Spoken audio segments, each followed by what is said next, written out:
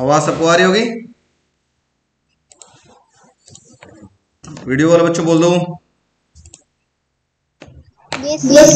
चलिए, सो कल हम लोगों ने देखा था रदरफोर्ड अल्फा स्कैटरिंग एक्सपेरिमेंट, और इस एक्सपेरिमेंट में फिर से हम लोग चलते हैं। आज हमको निकालना है distance of closest approach. Very important, very very important. आज की जो टॉपिक होगी थोड़ा ज्यादा इंपॉर्टेंट है, थोड़ा ध्यान दीजिएगा, समझ में आ जाएगा आप लोग को। बहुत टफ नहीं है, इजी है। डिस्टेंस ऑफ क्लोजेस्ट अप्रोच, इसको हम लोग R0 से रिप्रेजेंट करते हैं। अब डिस्टेंस ऑफ क्लोजेस्ट अप्रोच क्या था, मैं आपको कहानी समझाता हूं, समझने का प्रयास करिएगा। ये हमारे पास एक एटम था पूरा का पूरा, शायद याद होगा, और इस एटम के अंदर ये मेरे पास क्या था बच्चों? न्यूक्लियस था। सबको याद है? ठीक है, ये न्यूक्लियस था। अब मैंने आपको बताया था इस न्यूक्लियस का चार्ज कितना होता है, जल्दी से बताइए आप लोग। इस न्यूक्लियस का जो चार्ज था वो क्या होता है, जल्दी बोलो बच्चों। Z इंटू ई, याद है? अब हमको निकालना है चूंकि डिस्टेंस ऑफ क्लोजेस्ट अप्रोच, और आपको कल एक कहानी बताया था, ये कुछ ये रे था, एक ये एंगल बना रहा था, है ना, और ये इनके बीच का एक डिस्टेंस था। इस डिस्टेंस को शायद हमने बोला था इंपैक्ट पैरामीटर। ये जो अल्फा पार्टिकल थी किस पॉइंट पर अपने पाथ को रिट्रेस करेगा, कब रिट्रेस करेगा, मैंने आपको समझाया था, याद है किसी को? ये जो अल्फा पार्टिकल रिट्रेस कब करेगा, जिस रास्ते से आया वापस उसी रास्ते से कब जाएगा, जब ये इंपैक्ट पैरामीटर की वैल्यू क्या हो जाए, 0 हो जाए। मतलब यहां एकदम इसके मिडिल से पास करे तो वापस चला जाएगा, ऐसा होगा ना। मींस जब इंपैक्ट पैरामीटर 0 हो जाता है तब ये अल्फा पार्टिकल अपने पाथ को क्या करता है, रिट्रेस करता है। और लगभग ये कब होता है, 8000 में से कोई एक अल्फा पार्टिकल, 8000 में से कोई एक अल्फा पार्टिकल होगा जो अपने पाथ को रिट्रेस कर रहा होगा। अब देखो डिस्टेंस ऑफ क्लोजेस्ट अप्रोच कैसे निकलेगा, समझने का प्रयास करिएगा। सपोज करो बच्चों, ये हमारे पास एक अल्फा पार्टिकल इधर से आ रहे थे भाई साहब, एकदम बीचों बीच में आने के बाद यहां रुके होंगे कहीं ना कहीं, ऐसे आ रहे थे, रुके होंगे, तभी तो फिर वापस गए होंगे, क्योंकि इलेक्ट्रोस्टैटिक फोर्स ऑफ रिपल्शन लग रहा था। अल्फा पार्टिकल है, इसका मतलब चार्ज ऑफ अल्फा पार्टिकल कितना होता है, कोई आप लोग जानते हो? चार्ज ऑफ अल्फा पार्टिकल क्या होता है, जल्दी बोलो। 2 times the charge of proton. Proton का दुगना होता है, 2 times the charge of proton, मतलब होता है ट्वाइस ऑफ ई बोल सकते हैं, ठीक है, ट्वाइस ऑफ ई। अगर प्रोटॉन का चार्ज ई लेते हैं तो अल्फा पार्टिकल का चार्ज कितना होगा, 2e, ठीक है। यही तो होता है अल्फा पार्टिकल, 2He4, यही तो होता है। और प्रोटॉन आपके पास ये होता है, तो अगर इसका चार्ज 1 है तो अल्फा पार्टिकल का चार्ज कितना है, दुगना है ना उसके, तो 2 टाइम्स ऑफ ई लिख सकते हैं, ठीक है। ध्यान दीजिएगा, ये बहुत इंपॉर्टेंट चीज बता रहा हूं, ठीक। अब ये भाई साहब यहां आए और रुक गए, तो बताओ इसके सेंटर से इसकी दूरी जो होगी, इसी दूरी को हम लोग बोलते हैं R0, distance of closest approach. कितना नजदीक आया न्यूक्लियस के, रेस्ट में आया, फिर वापस उसी पोजीशन से रिट्रेस किया, सब उसी मिनिमम डिस्टेंस को, जहां तक वो न्यूक्लियस तक पहुंचा था, उसको हम क्या बोलते हैं, डिस्टेंस ऑफ क्लोजेस्ट अप्रोच। बात समझ आ रही है? अब ध्यान से समझने का प्रयास करिएगा, वो क्या रहा है। मैंने बताया था ये जो अल्फा पार्टिकल थी इसके पास कुछ काइनेटिक एनर्जी थी जिसकी वैल्यू थी 1/2 mu²। आते आते आते आते आते यहां पर वेलोसिटी हो गई 0, मतलब तो काइनेटिक एनर्जी कितना हो गया, 0। इसका मतलब ये काइनेटिक एनर्जी गया कहां, energy neither be created nor be destroyed, तो ये काइनेटिक एनर्जी चेंज हो गया होगा यहां पर आते ही पोटेंशियल एनर्जी में। मतलब यहां की जो काइनेटिक एनर्जी है वो यहां पे आते ही क्या हो गई, उसकी पोटेंशियल एनर्जी हो गई, क्योंकि अभी एनर्जी हमेशा जानता है ना, एनर्जी हमेशा कंजर्व होता है, नाइदर क्रिएटेड नॉर डिस्ट्रॉयड। मतलब यहां की जो काइनेटिक एनर्जी है वो यहां पर आते आते क्या हो चुकी होगी, उसकी पोटेंशियल एनर्जी हो चुकी होगी, ठीक है। अब ध्यान से समझिए कैसे हम लोग को निकालना है। आप लोग शायद पढ़े हैं चैप्टर नंबर 1 और चैप्टर नंबर 2, उन्हीं का सहारा मुझे लेना है। ध्यान से देखते हैं, जो नहीं पढ़ा उसको भी मैं समझाता हूं, कोशिश करिएगा समझने के लिए। आपने पढ़ा था इलेक्ट्रोस्टैटिक पोटेंशियल, किसी को याद है? फॉर्मूला था शायद आप लोग जानते थे, V इज इक्वल टू होता था के क्यू अपॉन में R। और एक पढ़ा था हमने इलेक्ट्रोस्टैटिक पोटेंशियल एनर्जी, शायद आप पढ़ा था V इज इक्वल टू, ये भी होता था W बाई क्यू नॉट, होता था क्या? तो W को ही हम बोलते थे इलेक्ट्रोस्टैटिक पोटेंशियल एनर्जी, इसकी वैल्यू होती थी V क्यू नॉट होती थी। तो V की जगह ये पूरा रख लो, क्या हो जाएगा? के क्यू अपॉन में R इंटू क्यू नॉट। इसी को हम क्या बोलते हैं? Electrostatic potential energy. ठीक है, के क्यू क्यू नॉट अपॉन में R, इसी को हम इलेक्ट्रोस्टैटिक पोटेंशियल एनर्जी कहते हैं। शायद आपने चैप्टर नंबर 2 में हमने आपको पढ़ाया था, याद होगा तो। सबको याद है? तो हम इसी के सहारे से आपको समझा दूंगा, एक लाइन में आपको समझ में आ जाएगा। तो बच्चों ये बताओ, डिस्टेंस ऑफ क्लोजेस्ट अप्रोच में पहले तो हमें ये बताओ कि ये काइनेटिक एनर्जी किस में कन्वर्ट हो गया? यहां वाली जो काइनेटिक एनर्जी थी ये किस में कन्वर्ट हो गया? पोटेंशियल एनर्जी में। कब? If B is equal to 0, impact parameter 0 हो जाए, तभी तो वापस रिट्रेस करेगा। तो यहां की जो काइनेटिक एनर्जी थी, काइनेटिक एनर्जी क्या थी आपके पास? 1/2 mu square is totally converted into potential energy. ये काइनेटिक एनर्जी किस में कन्वर्ट हो जाएगा? वही पोटेंशियल, मतलब ये जो काइनेटिक एनर्जी वो पोटेंशियल एनर्जी के इक्वल हो जाएगा, है कि नहीं? पूरे तरीके से। तो चलो जल्दी से पोटेंशियल एनर्जी निकाल लेते हैं। यहां पर कितना आएगा? ये आएगा 1/2 mu स्क्वायर। पोटेंशियल एनर्जी क्या होगा? के की वैल्यू हो गई 1/4 पाई एप्सिलॉन नॉट। क्यू का मतलब एक यहां पे ले लेंगे चार्ज ऑफ प्रोटॉन और ये होगा चार्ज ऑफ न्यूक्लियस। तो चार्ज ऑफ प्रोटॉन कितना होगा? जल्दी बोलो बच्चों, अभी ऊपर हमने निकाला था। चार्ज ऑफ प्रोटॉन कितना है? Sorry not proton, charge of alpha particle, ये अल्फा पार्टिकल है ना। चार्ज ऑफ अल्फा पार्टिकल कितना हो जाएगा बच्चों? जल्दी बोलो, यहां अल्फा पार्टिकल है ना, तो अल्फा पार्टिकल का चार्ज कितना हो जाएगा? ट्वाइस ऑफ ई। ये हो गया पहला वाला क्यू की जगह। फिर क्यू नॉट, क्यू नॉट का मतलब इस न्यूक्लियस का चार्ज, न्यूक्लियस का चार्ज कितना है? जल्दी बोलो, Z into E whole upon में इनके बीच का डिस्टेंस कितना है? R naught. बात समझ में आया? बहुत एक लाइन की कहानी थी। आपने ये 2e कहां से आया? किसका चार्ज है ये? अल्फा पार्टिकल का। जेड क्या था?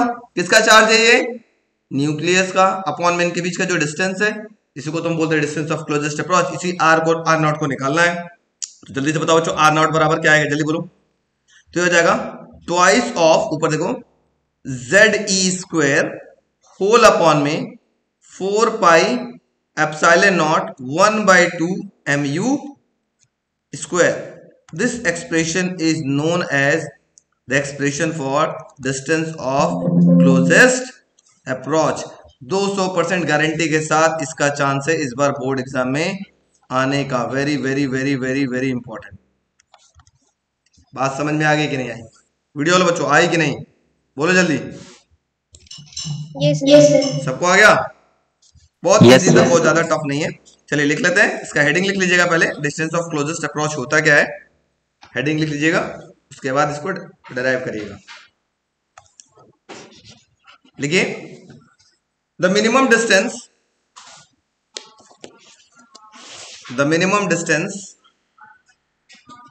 up to which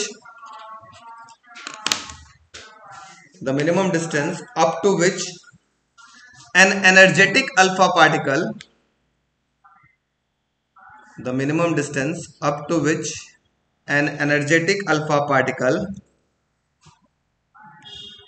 traveling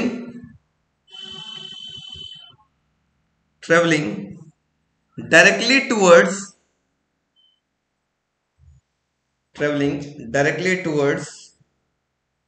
a nucleus can move before coming to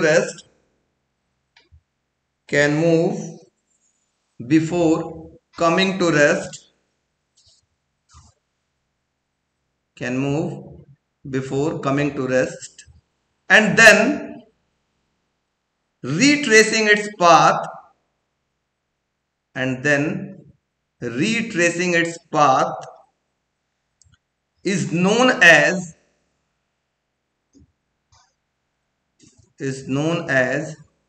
distance of closest approach.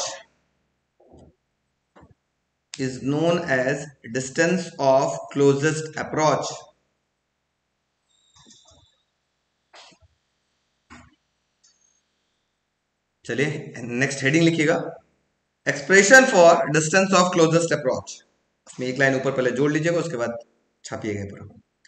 Expression for distance of closest approach, very important, mark कर लीजिए, very very important. Expression for distance of closest approach लिख लीजिएगा। The kinetic energy of alpha particle, the kinetic energy of alpha particle is completely converted into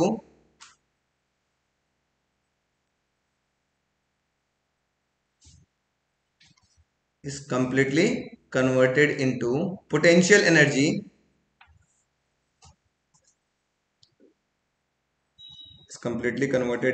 the potential energy if the impact parameter is zero,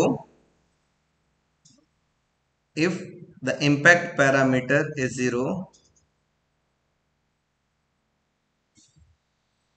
bracket में लिख लीजिएगा, then only, bracket में लिख लीजिएगा, then only the alpha particle retraces their path, then only the alpha particle retraces their path। अब इसके बाद ये पूरा नोट कर लीजिएगा जितना बना हुआ है फिगर बना करके।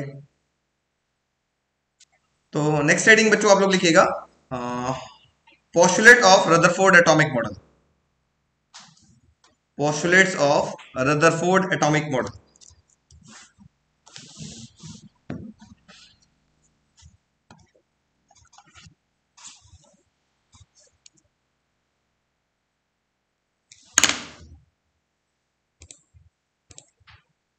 हेडिंग है हमारे पास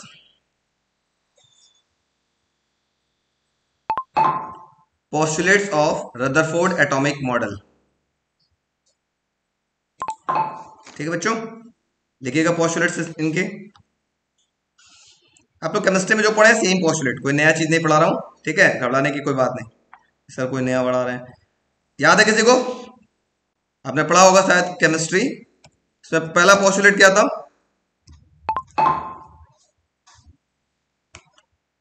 पहला पोस्टुलेट ये था कि सारा का सारा मास और सारा का सारा पॉजिटिव चार्ज कहां कंसंट्रेट करता है, न्यूक्लियस ऑफ एन एटम, है ना। ये पहला पोस्टुलेट आपके पास बोहर का भी होगा और रदरफोर्ड जी का भी यही पोस्टुलेट है, दोनों लोग का कॉमन। ठीक है, लिखिए, almost all the mass and all the positive charge are suppose to be concentrated in the central region known as the nucleus of an atom।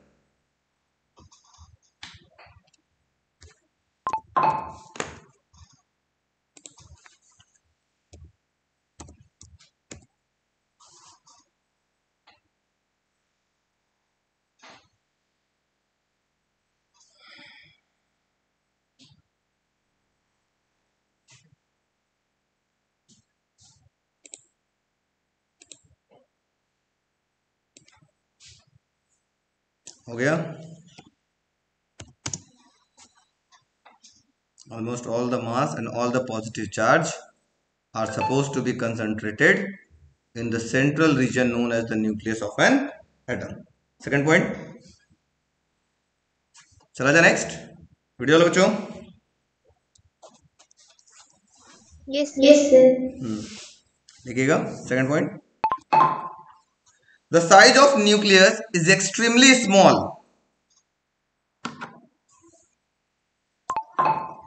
जो न्यूक्लियस की साइज होती है बहुत छोटी होती है, कितना होता है मैं वो भी बता देता हूं, भी यहां पे लिख देता हूं, ब्रैकेट में आप लिख लीजिएगा 10 to the power -14 to 10 to the power -15 metre, 10 to the power -14 to 10 to the power -15 metre, 10 to the power -14 to 10 to the power -15 metre. ठीक है, ब्रैकेट बंद,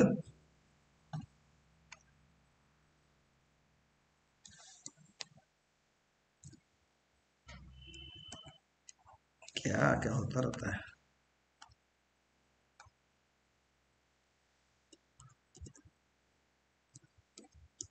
मीटर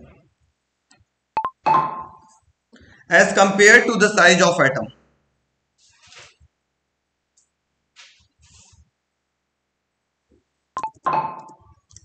एटम की साइज क्या होती है बच्चों?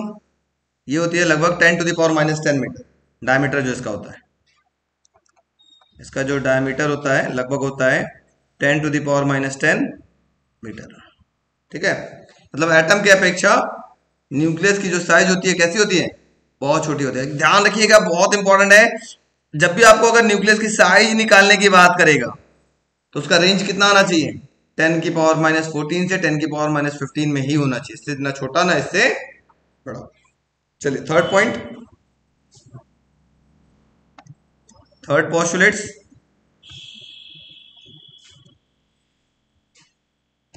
लिखिएगा। The negatively charged particle known as electrons which revolves around the nucleus.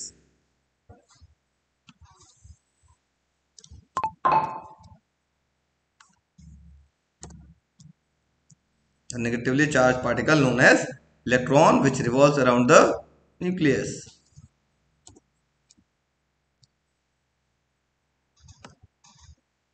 ठीक, पहला पोस्टुलेट क्या बोला था कि सारा का सारा मास और सारा का सारा पॉजिटिव चार्ज, ध्यान से सुनिए, सारा का सारा मास और सारा का सारा पॉजिटिव चार्ज कहां कंसंट्रेट करता है? न्यूक्लियस पे। ठीक है, दूसरा क्या बोला था? न्यूक्लियस की साइज बहुत छोटी होती है as compare to the size of atom. ठीक है, जो न्यूक्लियस की साइज होती है लगभग इसका रेंज कितना होता है? 10⁻⁻14 से लेकर 10⁻⁻15। तीसरा था जो नेगेटिवली चार्ज पार्टिकल होता है जिसको हम लोग इलेक्ट्रॉन बोलते हैं, वो किसके चारों तरफ घूमता रहता है? हाँ, न्यूक्लियस के चारों तरफ घूमता रहता है। लास्ट फोर्थ लिखिएगा, the number of revolving electrons is equal to the number of positive charges in the nucleus, hence atom is electrically neutral.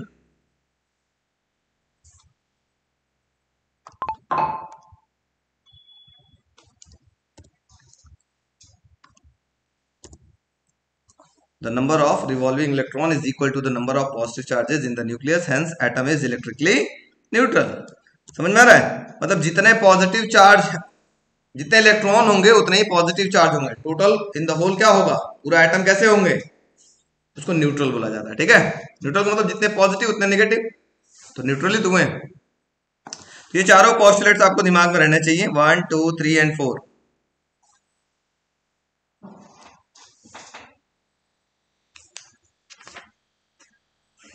हो गया बच्चों वीडियो वालों?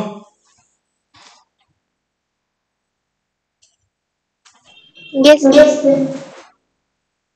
पहला पोस्टुलेट क्या था? सारा का सारा मास एंड सारा का सारा पॉजिटिव चार्ज कहां कंसंट्रेट करेगा?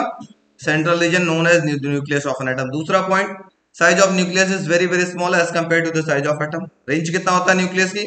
10⁻⁻14 से 10⁻⁻15। तीसरा क्या था? जो इलेक्ट्रॉन है वो न्यूक्लियस के चारों तरफ सर्कुलर पाथ में घूमता रहे, सॉरी न्यूक्लियस के चारों तरफ घूमता रहेगा, सर्कुलर पाथ नहीं बोले, पाथ जोड़िएगा मत, अभी देखिए इसका डीमेरिट है, तो बताता हूँ क्या। फिर उसके बाद बोले उन्होंने कि जितने नंबर ऑफ न्यूट्रॉन इलेक्ट्रॉन्स होंगे उतने नंबर ऑफ क्या होंगे उस पर? प्रोटॉन्स होंगे। In the whole atom is क्या होगा? Electrically neutral. लेकिन फिर भी ये रदरफोर्ड जी फेल कर गए। क्यों फेल कर गए? इनकी एक लिमिटेशन थी, शायद आपने पढ़ा होगा। उन्होंने बताया था कि जो इलेक्ट्रॉन है इस न्यूक्लियस के चारों तरफ घूमता है और एक स्पाइरल पाथ बनाता है, ऐसे एनर्जी लूज करता है, स्पाइरल पाथ बनाता है, लूज करता है, स्पाइरल पाथ बनाता है, एनर्जी लूज करता है, स्पाइरल पाथ बनाता है और अल्टीमेटली कहां गिर जाता है? न्यूक्लियस। ये बात बता के बेचारे अपने पैर पे कुल्हाड़ी मार लिए। उन्होंने क्या बताया कि जो न्यूक्लियस है उसके चारों तरफ कौन घूम रहा है? इलेक्ट्रॉन घूम रहा है और धीरे धीरे एनर्जी लूज कर रहे हैं और स्पाइरल पाथ बनाते चल रहे हैं, ऐसे ऐसे ऐसे करते करते करते अल्टीमेटली कहां गिर गए? न्यूक्लियस में गिर गए। ये बात बता के पैर पे कुल्हाड़ी मार लिया। कुल्हाड़ी इनके पैर पे मारने का काम किसने कराया? बोहर जी। भाई कोई इससे बढ़िया साइंटिस्ट होगा वही बताएगा, तभी तो इनकी कहानी। तो इनकी ये कमियां को दूर किया किसने? बोहर जी ने। बोहर जी ने इनकी कमियां बताया कि इसी वजह से ये कहानी, रदरफोर्ड का कहानी थोड़ा सा गड़बड़ा गया। स्टार्टिंग रदरफोर्ड जी किए थे, ये बहुत अच्छी बात है। बोहर जी उनके ऊपर बस रिसर्च करके आगे बढ़ गए, वो अलग मैटर है, कोई बात नहीं, हम किसी को गलत नहीं कहेंगे, है ना। तो चारों पोस्टुलेट्स हमारा क्लियर हो गया। इनकी लिमिटेशन एक ही थी कि इन्होंने बताया था कि जो इलेक्ट्रॉन है वो न्यूक्लियस के चारों तरफ घूमता है और एनर्जी लूज करते चलता है। जब घूमेगा तो एनर्जी लूज करेगा, वो बता रहे थे, लूज करते करते करते करते अल्टीमेटली कहां फॉल कर जाएगा, न्यूक्लियस में। लेकिन ऐसा नहीं था, ऐसा नहीं था। कौन बताया, बोहर्स जी बताया। ठीक है, तो अब हम लोग चलते हैं नेक्स्ट पोस्टुलेट की तरफ, बोहर्स पोस्टुलेट्स।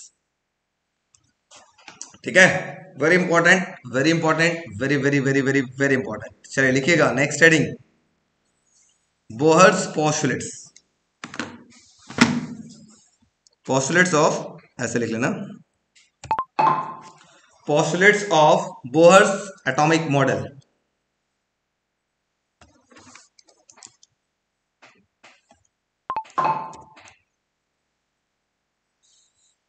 ठीक है, आप देखते हैं बोहर जी क्या कह रहे थे। बेचारे बहुत नेक इंसान थे। नेक इस वजह से थे, इन्हीं की बदौलत रदरफोर्ड जी फेल कर गए थे। क्या करें, ये चाहते तो कहते कि नहीं, रदरफोर्ड जी अपने जगह सही है, सारा काम बेचारे का नाम खराब नहीं हुआ होता, इतना मेहनत करके लास्ट में गड़बड़ कर दिया। इनका पोस्टुलेट्स क्या क्या था? पहला पोस्टुलेट्स वही पुराना, याद है आपको, क्या था, जल्दी बताओ। Almost all the mass and all the positive charge are supposed to be concentrated in the central region known as the nucleus of an atom। समझ में आ गया क्या? पहला उन्हीं को कॉपी किया। ये सारा का सारा मास और सारा का सारा पॉजिटिव चार्ज कहां कंसंट्रेट करता है? सेंट्रल रीजन, जिसको क्या बोला गया? Nucleus of an atom. कोई तकलीफ? Yes no? लिख लो फटाफट पहला पोस्टुलेट, फिर आगे बढ़ते हैं।